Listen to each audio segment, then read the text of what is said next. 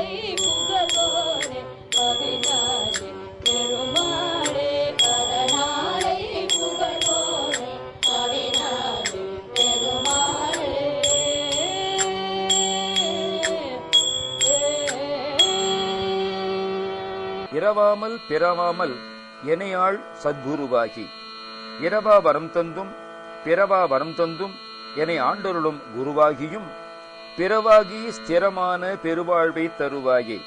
வேறு துணையாகியும் ஸ்திரமான நிலையான அழியாததான அல்லது முக்தியாகிய பெருவாழ்வை மோட்ச வீட்டை தந்தருள்வாயாக. குரமாதை புணர்வோனே குகனே சொற்குமரேசா.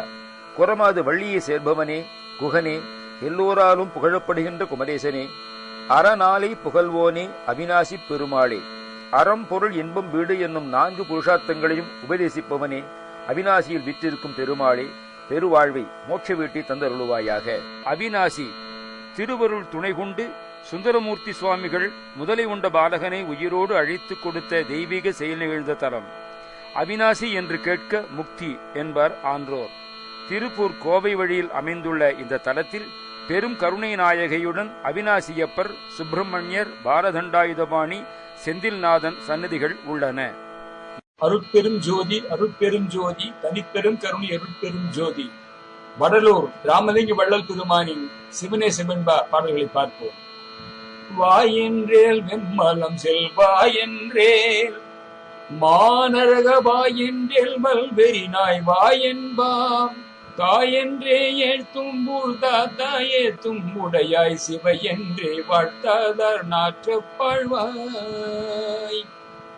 வாயென்றேல் வெம்மலம் செல்வாய் அன்றேல் மாநரக வாயென்றேல் வல்வெறி நாய் வாயென்பாம் தாயென்றே ஊழ் தாத்தா ஏத்தும் உடையாய் சிவையென்றே வாழ்த்தாதார் நாற்றப்பாழ்வாய். உரை: தாயே என்று தலைவிதியை எழுதும் பிரம்மன் பரவும் ஏற்றமுடையவனே, சிவா என மொழிந்து வாழ்த்தாதாருடைய தீநாற்றும் நாரும் வாழ்த்தவாய் வாயென்று, வெவ்விய மலம் கழியும் வாயம் அன்று, பெரிய நரகத்தின் வாய் என்று, மன்னி கொண்ட வெறிநாயின் வாய் என்று சொல்லலாம் என்கிறார். தாத்தா எனப்படும் பிரம்மதேவன் அவரவர்க்குரிய இன்ப துன்பக் கூறுகளை தலையில் எழுதிவிடுகிறார் என்னும் உலகியல் வழக்கு பற்றி அவரை ஊழ் தாத்தா என்றும் குறிக்கின்றார். ஊழ் என்றால் விதி, தாத்தாவின் ஏற்று, தாத்தா ஏற்றி பரவும் ஏற்றம். சிவசிவை என்று சொல்லி வாழ்த்தும் வாய் ஞான நறுமணம் கமிழும் மங்கள திருவாய். அல்லாதவாய் தீ நாற்றம் நாரும் பாழ்த்தவாய் என்றவர் அதனோடு நில்லாது பல கூறி இழித்துரைக்கின்றார். ஆகலின் வாயென்றேல் வெண்மரம் செல்வாய் அன்றேல் மா நரகவாய் அன்றேல் வல்நெறி நாய்வாய் என்பாம் என்று வசை கூறுகின்றார். சிவாய் என்ற வழி வாயின் கண் திருவிளங்கும் என்பதை விளங்க திருவாய்ப்பதிய சிவாய நம என திருநீரணிந்தேன் என்று திருநாவுக்கரசர் உரைப்பது காண வேண்டும்.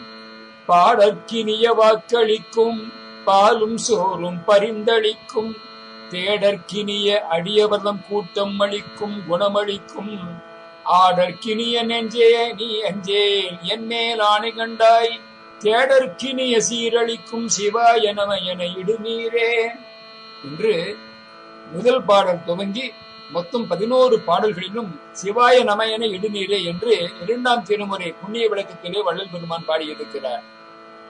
இதனால் சிவனை வாழ்த்தாத வாய் நாற்றப்பாழ்வாய் என்றும் வல்நெறி வாய் என்றும் பழித்துரைக்கிறார். அதனால்தான் அருணி வள்ளலும் ஆறுமுகம் ஆறுமுகம் என்று 6 முறை உச்சரித்து திருநீர் அணிய வேண்டும் என்று பழனி திருமுறைகளை பாடியிருக்கிறார். கந்தரந்தாதியிலே கழுமலம் கற்பகம் செருத்தணி என்று ஓதி திருநீர் அணிந்துகொள் என்று வலியுறுத்துகிறார். அந்த சமயத்திலாவது இறைவன் திருநாமத்தையும் அவர் திருத்தலங்களையும் சிந்திக்க மாட்டாயா என நினைக்கிறார். திருப்பாதிரிப்புலியோர் தேவாரத்திலே அப்பர் பெருமான் பாடுகிறார். வைத்த பொருள் நமக்காம் என்று சொல்லி மனத்தடைத்து சித்தம் பொறுக்கி சிவாய நம என்றிருக்கினல்லால் மொய்த்த கதிர்மதி போல் வாரவர் பாதிரி புலியோர் அத்தனருள் பெறலாமே அறிவிலா பேதி நெஞ்சே.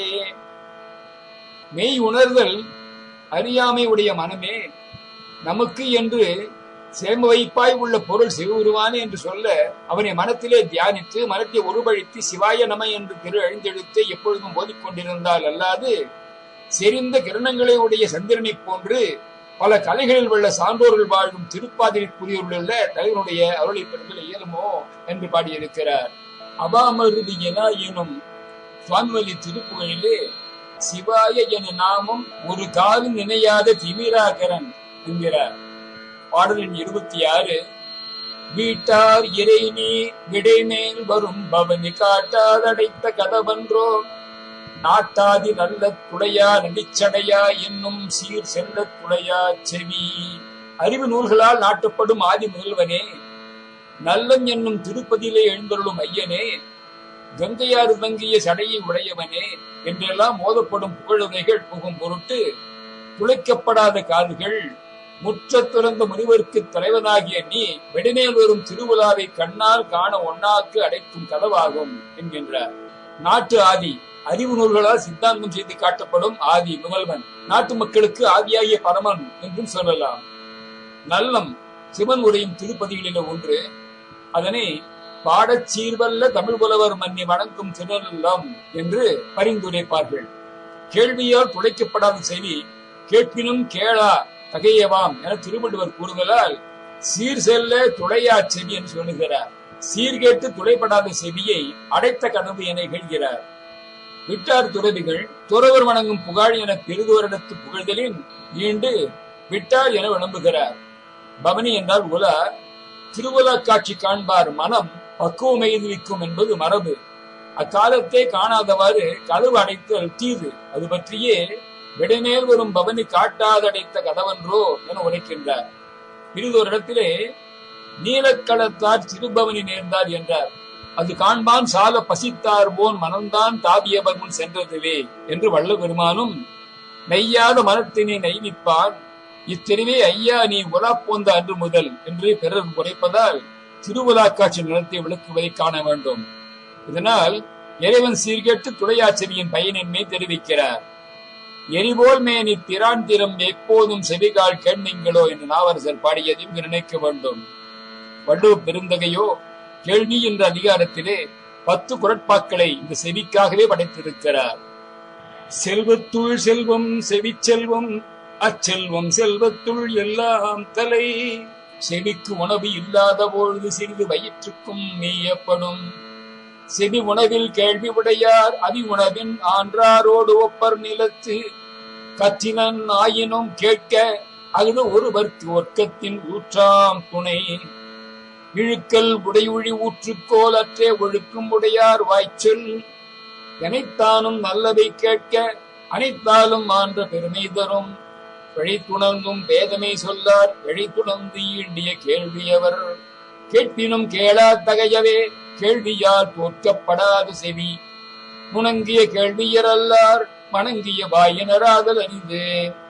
செவியில் சுவை உணரா வாய் உணர்வின் மாக்கள் அவியினும் வாழினும் என். கேள்வியாகிய அறிவு சுவையை உணர்ந்து வாயால் அறியும் நாக்கின் சுவையுணர்வு மட்டுமே கொண்டவர்கள் இறந்தாலும் வாழ்ந்தாலும் ஒன்றுதான் என்று கூறி அந்த அதிகாரத்தை நிறைவு செய்தார். அடுத்த பதிவிலே தொடருவோம். அருட்பெருஞ்சோதி அருட்பெருஞ்சோதி தனிப்பெரும் கருணை அருட்பெருஞ்சோதி.